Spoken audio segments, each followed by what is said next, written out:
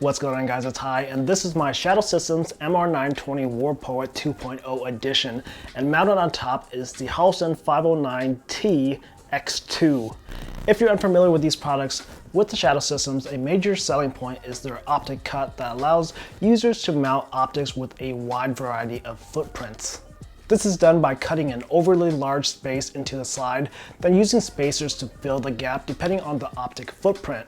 The system isn't perfect, but does provide the least amount of compromises in my opinion. However, with the 509T, this is a closed emitter red dot that doesn't allow you to screw it down from the top like many open emitter red dots.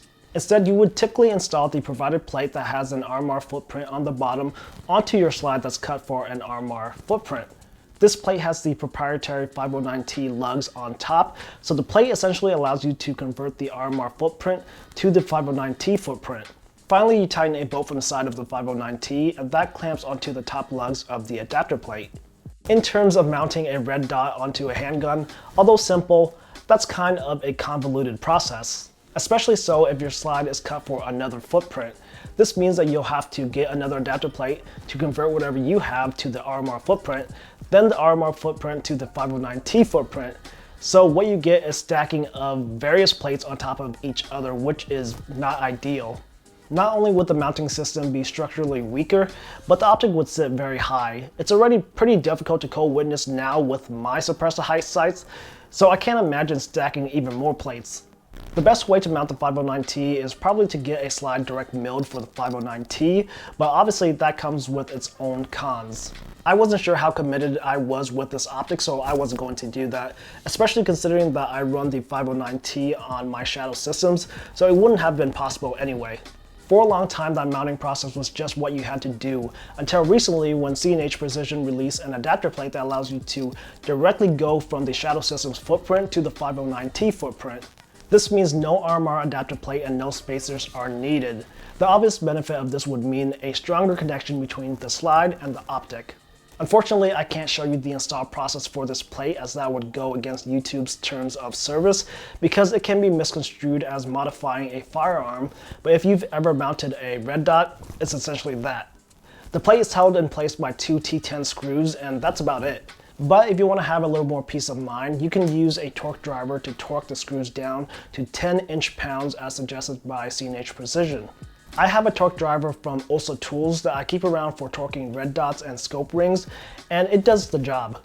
I find using this torque driver is easier than something like the Wheeler Fat Wrench, because with this, you can precisely set the torque value, whereas with the Fat Wrench, it has a bar that raises up and down with no exact indicator as to what the value is set to. This Also Tools torque screwdriver is a nice item to have if you install a lot of optics. Now that my 509T is reinstalled with the CNH plate, I have to say that I'm pretty happy with how things turned out. The fit and finish are fantastic, and as someone who's had a lot of time with this combo and looked at it a lot, I would say that aesthetically this gun looks a lot better. The new plate just makes things look like they belong together. In terms of this specific combo, the Shadow System optic cut and the 509T mounting system, I do want to note that this isn't exactly supported. In the past, Shadow Systems has put out a statement saying that the 509T doesn't mount properly on their optic cut, and that's largely because of the screws. The Shadow System slide mounting hole's thread pitch is a specific diameter, one that does not match the thread pitch of the screws that come with the 509T. So what you end up having to do is use the screws that come with the Shadow System optic cover plate and hope that that works. This definitely is a hit or miss, as some fit and some don't.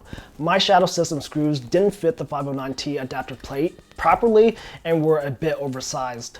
I had to bore the holes of the plate out just a bit for the screws to fit. This is not the case with the new CNH setup because they provided the exact fitting screws. With the old setup, and because the screws were oversized, you can see them sticking out from the sides of the slide. That's not the case anymore. Everything is slick and streamlined. I also want to point out that with the old setup, the spacers were in the rear, and CNH has moved it to the front with their plate. From my research, this is more of a durability thing.